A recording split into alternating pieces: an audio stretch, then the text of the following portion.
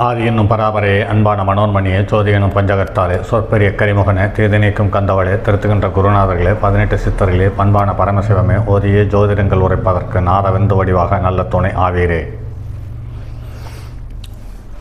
உலகிலுள்ள தமிழ் பேசும் அனைத்து நாள் உள்ளங்களுக்கும் மற்றும் ஜோதிட சான்றோர்களுக்கும் மூத்தோர்களுக்கும் ஆர்வலருக்கும் மற்றும் ஜோதிட மாணவர்களுக்கும் மற்றும் இந்த காணொலியை காணும் உங்களுக்கும் ஆஸ்ட்ரோராஜின் இனிய நல்வணக்கங்கள். ராசி காரகத்துவம், கிரக காரகத்துவம் மற்றும் மறுபடியும் நட்சத்திர காரகத்துவங்கள் மற்றும் பாவ காரகத்துவங்கள். ஜோதிடம் என்ற ஒரு ஒற்றை சொல்லுக்கு 4 பலமான தூண்கள் என்றால் அது ராசி, கிரகம், நட்சத்திரம், பாவகம். இந்த 4 தூண்கள் மட்டுமே. இந்த 4 தூண்களில் எந்த ஒரு தூண் பலகீனமாக இருந்தாலும் ஜோதிடத்துறை சற்று ஏற்ற இறக்கத்தோடு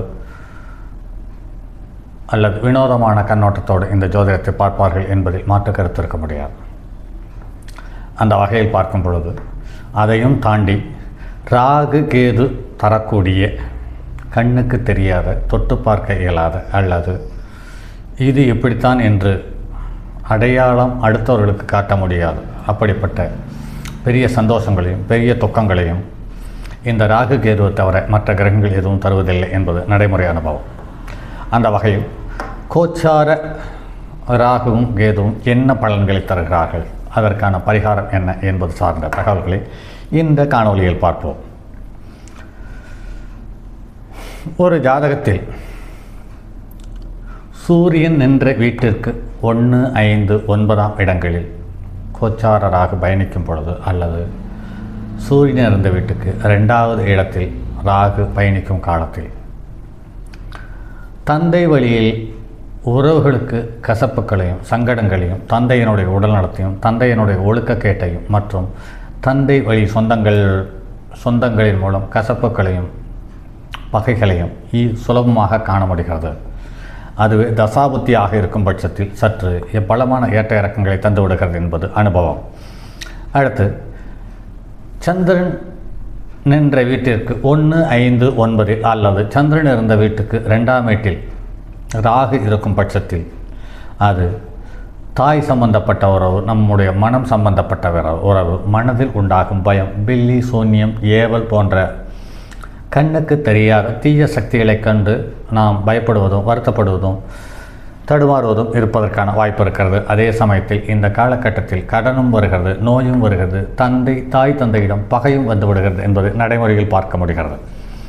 அடுத்து கோச்சார ராகு செவ்வாய் நின்ற ராசிக்கு 1, 5, 9 இருக்கும் பட்சத்தில் அல்லது செவ்வாய் நின்ற வீட்டுக்கு 2வது இடத்தில் ராகு வரும் பொழுது பலமான பாதிப்புகள், சங்கடங்கள்.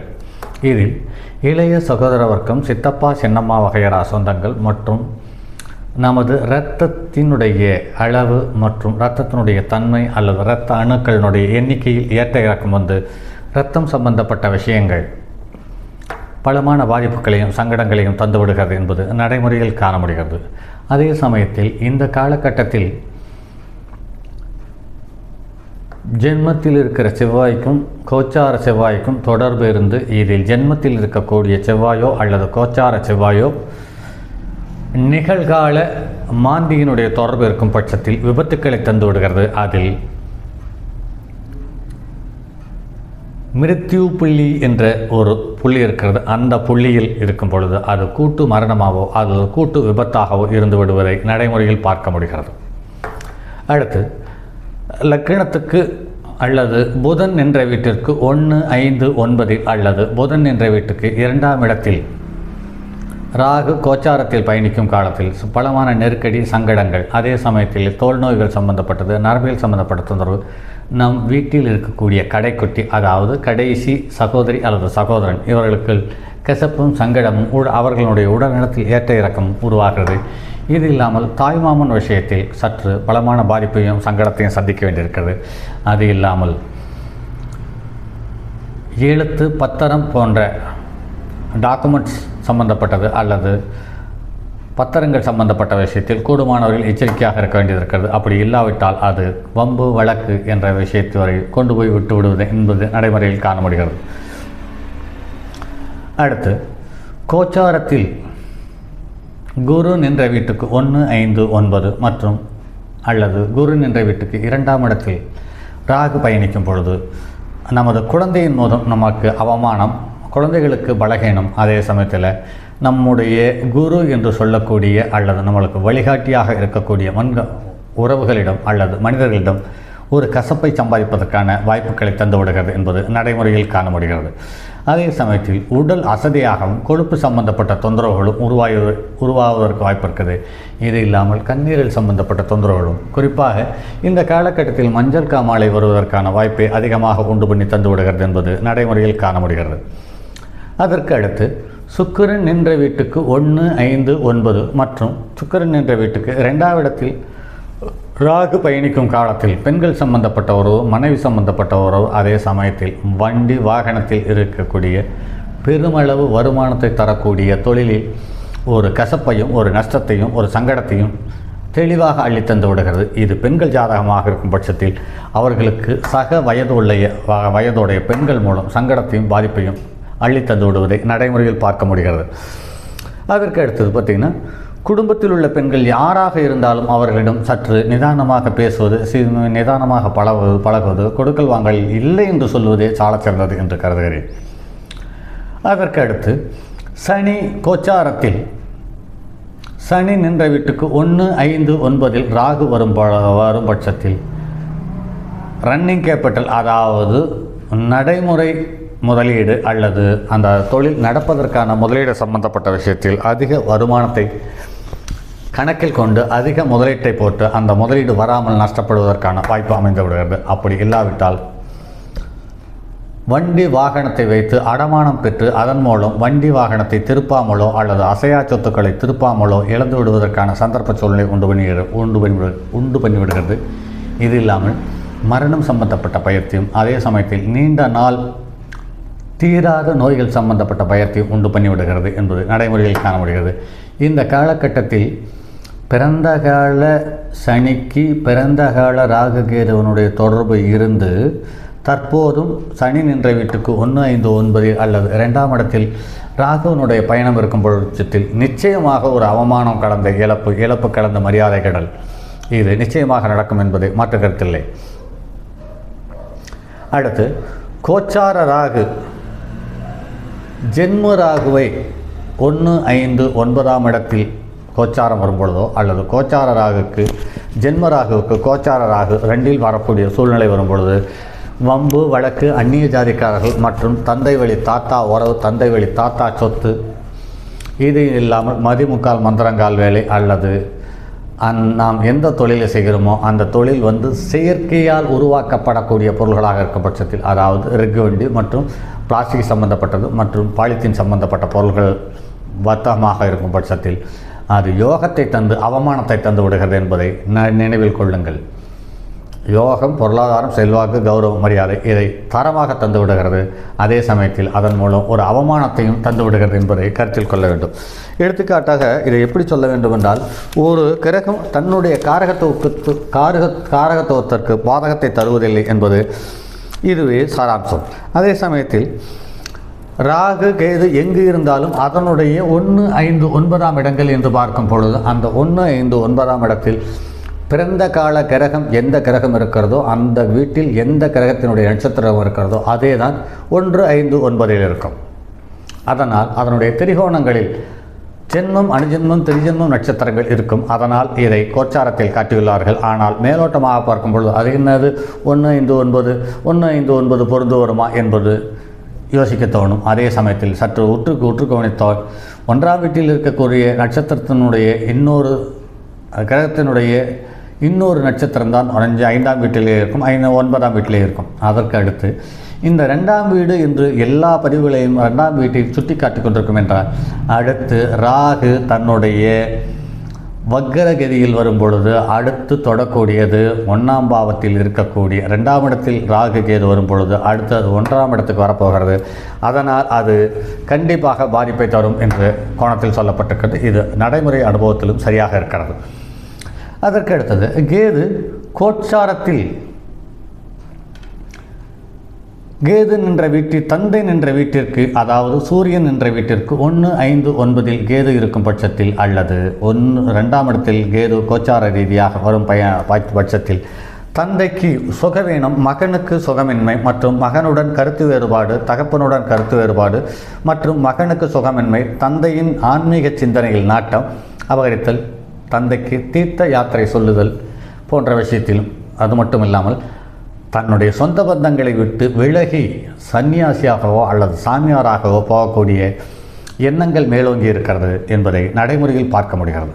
அடுத்து தாய் என்ற சந்திரன் நின்ற வீட்டிற்கு 1, 5, 9 மற்றும் 2ஆம் இடங்களில் சந்திரன் இருக்கும் பட்சத்தில் அவர்களுக்கு ஒரு வெறுமைத்தன்மையும் மனதில் ஒரு கசப்பும், அதே சமயத்தில் சங்கடங்களையும் மனநோய்கள் சம்பந்தப்பட்டதும், இது இல்லாமல் தாய்க்கு அலர்ஜி சம்பந்தப்பட்ட தொந்தரவுகளும் இருப்பதற்கான வாய்ப்பு இருக்கிறது. இது பிறந்த கால சந்திரனுக்கு பிறந்த கால சுபக்கிரகங்களினுடைய தொடர்பு இருக்கும் பட்சத்தில் இந்த தாய் என்பவர் சாமி ஆடுவது, வாக்கு சொல்லுவது, குறி சொல்லுவது போன்ற விஷயங்களில் ஈடுபட்டு அதன் மூலம் கௌரவத்தின் செல்வாக்கை பெறுகிறார்கள் என்பது நடைமுறையில் பார்க்க முடிகிறது.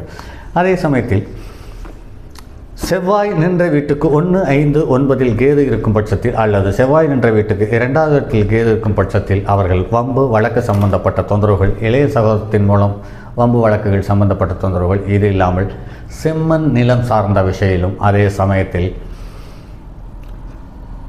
இளைய சகோதரன் சம்பந்தப்பட்ட உறவுகள் மூலம் வம்பு வழக்கு, கோர்ட்டு கேஸு இது போன்ற சங்கடங்களை தந்து விடுகிறது. இது இல்லாமல் இரத்தத்தில் அவருடைய உயிரணுக்கள் பாதிப்பது அல்லது எண்ணிக்கை அதிகமாவது அல்லது குறைவது, அதாவது உயர் இரத்த அழுத்தம் அல்லது தாழ்ந்த இரத்த அழுத்தம் என்ற ஹை ப்ரெஷர், லோ ப்ரெஷர் போன்ற சங்கடங்களை கொடுத்து வருகிறது என்பது நடைமுறையில் காண முடிகிறது.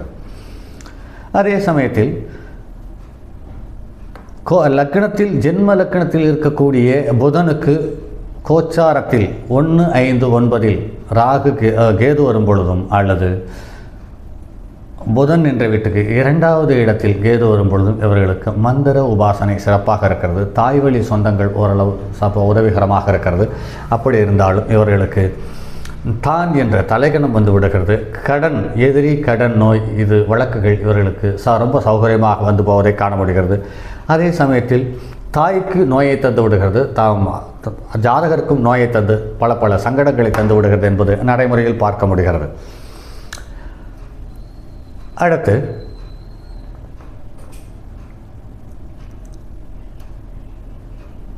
புதன் இருக்கும் பட்சத்தில், அல்லது புதன் என்ற வீட்டிற்கு 1, 5, 9 மற்றும் புதன் என்ற வீட்டுக்கு 2ஆம் இடத்தில் கேது சஞ்சரிக்கும் பொழுது இவர்களுக்கு மந்திர உச்சாடனை மட்டுமல்லாமல் இதற்கு காரகத்துவம் வைக்கக்கூடிய கிறிஸ்டியனுடைய, அதாவது கிறிஸ்து மதத்தை சார்ந்த நண்பர்கள் இவர்களுக்கு வரவு செலவுக்காகவோ அல்லது உறவுக்காகவோ வாழ்க்கையில் வந்து போகிறார்கள் என்பதை நடைமுறையில் காண முடிகிறது.